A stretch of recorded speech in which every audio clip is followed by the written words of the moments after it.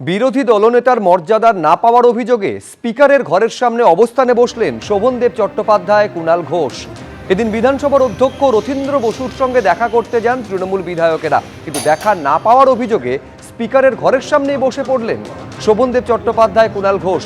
পরে পুলিশ কর্মীদের দিয়ে কর্ডন করিয়ে বেরিয়ে যান বিধানসভার অধ্যক্ষ, যদিও এ ব্যাপারে অধ্যক্ষের কোনো প্রতিক্রিয়া মেলেনি। ক্ষমতায় এসেই অনুপ্রবেশ রুখতে কড়া পদক্ষেপের কথা বলেছেন মুখ্যমন্ত্রী শুভেন্দু অধিকারী। রাজ্যের বিজেপি সরকারের অনুপ্রবেশকারীদের জন্য জেলায় জেলায় খোলা হয়েছে হোল্ডিং সেন্টার। তড়িঘড়ি বাংলাদেশে ফিরতে চাইছেন ওপার থেকে ঢোকা অনুপ্রবেশকারীরা। 20,000 দিতে হবে ওই সুলতানা, ওইখানের ম্যাডাম, হ্যাঁ তৃণমূলের নেতা, যে 20,000 দিতে হবে আধার কার্ড বানাতে গেলে।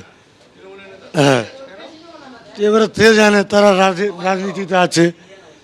এবারে আই কার্ডের জন্য যদি বলতাম, বলতে ওর জন্য 30,000 দিতে হবে। রেশন কার্ড বানাতে গেলে 50,000 দিতে হবে। তলে বানিয়ে দেবো, নাহলে দেবো না।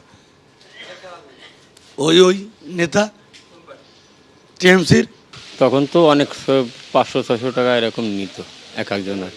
খুলনা ছিল বাড়ি আমাদের, মা বাবা ছিল, মা বাবা এখানে সেই এটাতে বিরাটি, উত্তর দমদম বিরাটি, ওখানেই থাকতাম। আমি পরে রিক্সা চালাতাম, বাবা জোগাড়ে কাজ করে। কাট করলেন কি? কাজ করেছি তো অনেক পরে। অনেকে বলতো যে এখন এখানে তো রয়েছিস, অনেকদিন এসছিস, তো এসবগুলো করবি না। আমাদের কোনো ইচ্ছাই ছিল না। জানি আমরা তো অন্য বাইরের দেশের লোক, ভবিষ্যতে সরকার আমাদের রাখবে কিনা জানি না। করিনি করে লোকের বলা বলি করতে লাস্টের দিকে করেছি সব। ওই Aadhaar card, PAN card, ration card, সেই সবগুলো। ভোটার কার্ড হয়েছে অনেক পরে। বেনা বলতে এসেছিলাম, এটুকু মনে আছে, এসে ছিলাম। মা কিভাবে ছিলাম বনগাঁ থেকে যে বন্যাটা হলো 2000 সালে, ওই বন্যায় আগে চলে গেছিলাম মধ্যমগ্রাম, দমদম এয়ারপোর্ট। ওখানে যাওয়ার পরে বাবা মা মারা গেল, ছিন্ন ভিন্ন হয়ে গেল। এবার ওখানে থাকতাম, ওই মাটি কাটা কাজ বাজ করতাম। কোন পঞ্চায়েত? এটা রোহন্ডা। হ্যাঁ, রোহন্ডা। এসব নেতাদের সাথে আলাপ? না, আমরা বিদেশি মানুষ, ওই সব লোকের দ্বারা যেতে পারি? ভোটার কার্ড করলেন? ভোটার অনলাইনে জমা দিলাম, অনলাইনে জমা দিয়েছিলাম, কপালের জোরে হয়ে গেছে। 24-এ একটা ভোট দিয়েছি, 26-এ কাটা গেছে। লক্ষ্মীর ভান্ডার প্রকল্পে কিরকম লাগামহীন দুর্নীতি হয়েছে সেই অভিযোগ করেছেন মুখ্যমন্ত্রী শুভেন্দু অধিকারী। আর তারপরই আটক মুর্শিদাবাদের রকিবুল। 3 বছর ধরে লক্ষ্মীর ভান্ডারে টাকা নিচ্ছিলেন বহরমপুরের বাসিন্দা এই রকিবুল শেখ। বছর খানেক ধরে টাকা পাচ্ছি, লক্ষ্মীর ভান্ডারের কোনো আবেদন করিনি, এমনটা দাবি করছেন রকিবুল। এই হচ্ছে ধৃত সেই ব্যক্তি, যে ছবি আপনারা দেখতে পাচ্ছেন। রকিবুল এও দাবি করছেন, আমি তো একা দুর্নীতি করিনি, অনেকে করেছে, সেগুলোকেও দেখতে হবে। এই দুর্নীতির অভিযোগ আজকে সরাসরি যখন মুখ্যমন্ত্রী সাংবাদিক বৈঠক করছেন, তখন একেবারে এই দুর্নীতির অভিযোগ তিনি করেন। এবং তারপর রকিবুল শেখ, তাকে আটক করা হয়েছে। 3 বছর ধরে লক্ষ্মীর ভান্ডারে টাকা নিচ্ছিলেন বহরমপুরের এই বাসিন্দা।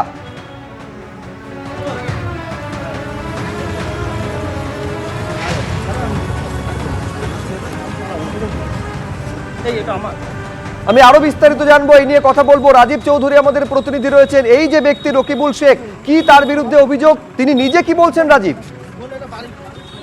রাকিবুল শেখ কিন্তু সুব্রজিৎ দেখো, তিনি সরাসরি বলছেন যে তিনি তার অ্যাকাউন্টে লক্ষ্মীর ভান্ডারের যে টাকা, সেই টাকা 1 বছর ধরে ঢুকেছে।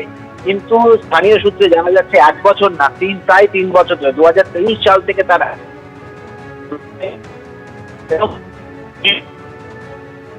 হোটেল চালান এবং যথেষ্ট সচ্ছলভাবে। তিনি এটা জানার পরেও কিন্তু তিনি পঞ্চায়েত অফিস, তার বাড়ি থেকে কার্যত ঢিলছোড়া ধরতে, এবং তিনি ব্লক অফিসেও কিছু জানাননি, কাউকেও কিছু জানাননি। তিনি কিন্তু এই টাকাটি হজম করেছেন। এবং স্থানীয় সূত্রে যেটা জানা যাচ্ছে, এই রাকিবুল শেখ স্থানীয় তৃণমূল নেতৃত্বের কিন্তু ঘনিষ্ঠ ছিলেন। ফলে স্থানীয় প্রধান, তৃণমূল পরিচালিত পঞ্চায়েতের প্রধান, তিনি ব্লক অফিসের উপর দায়ভার চাপিয়েছেন। তিনি কিছু জানেন না বলে জানিয়েছেন। কিন্তু এই যে রাকিবুল শেখ এবং তার স্ত্রী যে এইটা পাচ্ছেন, এইটা প্রায় বছর তিনেক ধরে এই টাকা তাদের অ্যাকাউন্টে ঢুকেছে, সেটার জন্য দায়ী কে সেটা নিয়েই কিন্তু চাপানোতর শুরু হয়েছে। পঞ্চায়েতের পক্ষ থেকে এটা ব্লক প্রশাসনের দিকে অভিযোগের আঙুল তোলা হচ্ছে, যদিও ব্লক প্রশাসনের পক্ষ থেকে যেটা জানানো হচ্ছে গোটা বিষয়টা তারা তদন্ত করে দেখছেন। ইতিমধ্যেই কিন্তু বহরমপুর থানার পুলিশ রাকিবুল শেখকে আটক করে একেবারে নিয়ে তাকে আটক করা হয়েছে এবং তার বিরুদ্ধে যেটা অভিযোগ, তিনি নিজে 1 বছর বলছেন, কিন্তু স্থানীয়রা বলছেন 3 বছর ধরে লক্ষ্মীর ভান্ডারে টাকা তার অ্যাকাউন্টে ঢুকছিল। রকিবুল কি বলছেন একবার শুনুন। ওই মোটামুটি বছরখানিক এরকম হবে সামথিং। আপনারা অ্যাপ্লাই করেছেন? আমি কোনো অ্যাপ্লাই করিনি। ঢুকতো তখন আমি চেক করলাম অ্যাকাউন্ট বা এই ব্যাপার আপডেট যখন করলাম বুঝতে পারলাম। তখন প্রথম টাকা জড়ো, তখন কি আপনি বিডিও অফিসে জানিয়েছিলেন? না, বিডিও অফিসে জানাইনি আমি। এটা তো অন্যায়। হ্যাঁ অনলাইন, কিন্তু এবার ব্যাপারটা হচ্ছে ঢুকতো, আরও কয়েকটা বন্ধুকে আমি পরামর্শ নিলাম, হ্যাঁ যে ঢুকুক অসুবিধা নাই, এরকম দুর্নীতিবাজ তো চলছে এই সরকার থাকাকালীন, হ্যাঁ ঢুকুক অসুবিধা নাই আর কি। আমি কোনো জায়গায় অ্যাপ্লাইও করিনি, কোনো কাগজপত্র একবার দিয়েছিলাম, যাই হোক ওই যখন ঘরের অ্যাপ্লাই হয় তখন ঘরের অ্যাকাউন্ট বই তখন এগুলো দিয়েছিলাম আর কি। তারপরে আর আমি কোনো অ্যাপ্লাই করিনি, কোনো ফর্ম ফিল আপও করিনি, সিগনেচারও করিনি আমি। সরকারের তরফ থেকে সরকার যেটা বলবে সেটা করতে হবে আর কি। এখন টাকা যদি সরকার গভর্নমেন্টের টাকা যদি এখন আমি বলে না, আমি তো একা দুর্নীতিবাজ করিনি, করেছে তো অনেক, সেই সব দুর্নীতিগুলোকেও দেখতে হবে। কারণ আমি যদি সরকার যদি আমাকে যেরকম স্টেপ নেবে সরকারি নিয়ম অনুসারে সেভাবে আমাকে যেতে হবে আর কি, সরকারের নিয়ম অনুসারে। এই রকিবুল শেখের কথা আজকে যখন অন্নপূর্ণা যোজনার যখন প্রকল্পের কথা ঘোষণা করছেন এবং ফর্ম প্রকাশ করছেন মুখ্যমন্ত্রী, তার কথাতেই উঠে এসেছিল এই রকিবুলের কথা। কিভাবে দুর্নীতি হয়েছে, লাগামহীন দুর্নীতি দিনের পর দিন হয়ে চলেছে, সেটা মুখ্যমন্ত্রীর কথায় উঠে এসেছিল। কি বলেছেন আজকে সাংবাদিক বৈঠক করার সময় মুখ্যমন্ত্রী শুভেন্দু অধিকারী, শুনুন। প্রাথমিক ধারণা ছিল যে লক্ষ্মীর ভান্ডারের প্রাপকদের তালিকাটা ভেরিফাইড, কিন্তু আমরা ভুরি অভিযোগ পেয়েছি যে ভোটার তালিকা থেকে নাম বাদ গেছে, স্থায়ীভাবে নাম বাদ গেছে এবং ট্রাইব্যুনালে বা সিএতে অ্যাপ্লিকেশন করেননি এমন অন্তত 30 লক্ষের কাছাকাছি, অ্যাপ্রক্স বলছি, সংখ্যাটা আরো ক্লিয়ার হয়ে যাবে ফর্মগুলো ফেরত এলে, তারাও লক্ষ্মীর ভান্ডারের টাকা পাচ্ছেন। এই মুহূর্তে লক্ষ্মীর ভান্ডার পাচ্ছেন রাকিবুল শেখ, তার পিতার নাম মনসুর শেখ, তার বাড়ি হচ্ছে শিয়ালমারা, পোস্ট হচ্ছে বহরমপুরের রাদারঘাট। অর্থাৎ যে কর্মসূচি মহিলাদের জন্য, সেই কর্মসূচি তো ভেজাল এবং বেনজল ভেরিফিকেশন না থাকার ফলে ঢুকে বসে আছে। বাদুড়িয়ার পর গোবরডাঙ্গা, ফের তৃণমূল নেতার বাড়িতে টাকার পাহাড়ের হদিশ পাওয়া গেল। থরে থরে সাজানো 200 টাকা 500 টাকার বান্ডিল। তৃণমূল নেতার বাড়িতে শুধু টাকা নয়, অগুন্তি কার্তুজও উদ্ধার হয়েছে। গ্রেফতার করা হয়েছে ওই তৃণমূল নেতাকে। টাকার অঙ্ক শোনা যাচ্ছে 27 লক্ষ টাকা, 27 লক্ষ টাকা উদ্ধার হয়েছে। প্রচুর গুলি উদ্ধার হয়েছে, প্রায় 650 রাউন্ড গুলি পাওয়া গেছে, 60 রাউন্ড কার্তুজের খোল উদ্ধার হয়েছে। এর আগে আপনাদের বাদুড়িয়ার ছবি দেখিয়েছিলাম, যেখানে যিনি তৃণমূলের পুরপ্রধান, গতকাল তার গোপন ডেরা থেকে 80 লক্ষ টাকা উদ্ধার হয়েছিল। আজকে মাটির নিচ থেকে 5টি বস্তা উদ্ধার হয়েছে, যেখানে টাকা ঠাসা রয়েছে। সেই ঘটনা রেশ কাটতে না কাটতে এবার গোবরডাঙ্গা, যেখানে তৃণমূল নেতার বাড়ি থেকে শুধু টাকা নয়, প্রচুর পরিমাণে গুলিও উদ্ধার হয়েছে। আমাদের প্রতিনিধি সমীরণ পাল আরো বিস্তারিত বলতে পারবেন। সমীরণ। শুভজিৎ, গতকাল রাতে গোবরডাঙ্গা থানার পুলিশ, বারাসাত পুলিশ জেলার অন্তর্গত, তারা যায় অজিত শাহর বাড়ি। অজিত শাহ হচ্ছে উত্তর 24 পরগনা জেলা পরিষদের পরিবেশ ও স্বাস্থ্য দপ্তরের স্থায়ী সমিতির কর্মাধ্যক্ষ, এবং তার বাড়িতে পুরনো একটি মামলার ব্যাপারে তদন্ত করতে যায় এবং তাকে গ্রেপ্তার করা হয়। কয়েক মাস আগে এক ব্যবসায়ীর কাছ থেকে 20 লক্ষ টাকা তোলা চেয়েছিলেন জেলা পরিষদের কর্মাধ্যক্ষ অজিত শাহ, এবং সেই ঘটনায় তাকে গ্রেপ্তার করা হয়। এবং তারপরে তার ভাই সুজিত শাহ, তাকেও গ্রেপ্তার করা হয় মারধর এবং তোলাবাজির ঘটনায়। এবং তার বাড়ির কাছেই সুজিত শাহর বাড়ি, এবং সেখান থেকে তল্লাশি চালিয়ে 27 লক্ষ টাকা উদ্ধার করে পুলিশ। তার পাশাপাশি 660 রাউন্ড কার্তুজ এবং 60টি কার্তুজের খোল উদ্ধার করেছে। তার পাশাপাশি প্রচুর বিদেশি মদ এবং 2টি এয়ার গান উদ্ধার করা হয়েছে। এত বিপুল পরিমাণে কার্তুজ তৃণমূল নেতা কেন রেখেছিলেন তার উত্তর জানার চেষ্টা করছে পুলিশ।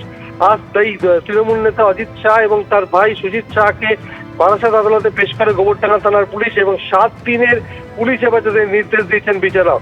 কিন্তু যে অজিত শাহ উত্তর 24 পরগনা জেলা পরিষদের স্বাস্থ্য ও পরিবেশের স্থায়ী সমিতির কর্মাধ্যক্ষ, তার বিরুদ্ধে বেশ কয়েক মাস আগে এক ব্যবসায়ী অভিযোগ করেছেন তার কাছ থেকে 20 লক্ষ টাকা তোলা চেয়েছিলেন, এবং সেই নিয়ে এলাকা উত্তাল হয়েছিল। সেই ঘটনার তদন্তে নামে গোবরডাঙ্গা থানার পুলিশ এবং তাকে গতকাল রাতে গ্রেফতার করে, এবং তার ভাইয়ের বিরুদ্ধে একাধিক তোলাবাজি এবং মারধরের অভিযোগ রয়েছে। সেই অভিযোগে তৃণমূল নেতা এবং তার ভাই দুজনকে গ্রেফতার করা হয়, এবং বাড়িতে তল্লাশি চালিয়ে এই বিপুল পরিমাণ একেবারে সমীরণ, তুমি আমাদের সঙ্গে থাকো, আমরা সেই টাকার ছবি দর্শকদের সামনে রাখছি। দেখতে পাচ্ছেন 200 টাকা, 500 টাকা, 100 টাকার বান্ডিল একেবারে থরে থরে সাজানো। তৃণমূল নেতার বাড়ি থেকে শুধু প্রচুর পরিমাণে টাকা উদ্ধার হয়েছে এমনটা নয়, 660 রাউন্ড গুলি এবং 60 রাউন্ড কার্তুজের খোল উদ্ধার হয়েছে। এছাড়াও এয়ার গান পর্যন্ত পাওয়া গিয়েছে। ধৃত তৃণমূল নেতা অজিত সাহা, তিনি উত্তর 24 পরগনা জেলা পরিষদের কর্মাধ্যক্ষ, এবং এটাও জানা যাচ্ছে তিনি জ্যোতিপ্রিয় মল্লিকের ঘনিষ্ঠ। গোবরডাঙ্গায় এই তৃণমূল নেতাকে গ্রেফতার করা হয়েছে। 27 লক্ষ টাকা তার কাছ থেকে পাওয়া গিয়েছে। এখন এই টাকা কি তোলাবাজির টাকা, তার অনুসন্ধান করছে, তার তদন্ত করছে পুলিশ।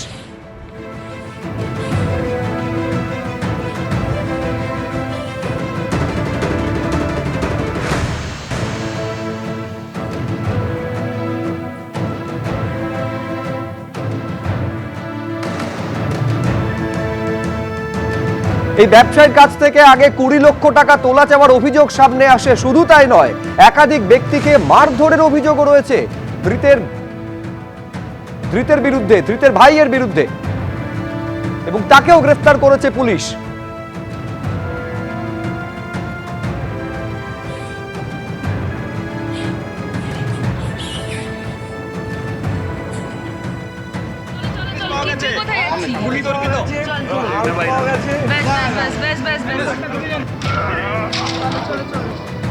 উল্টে পড়ে মরবে তো, চলো।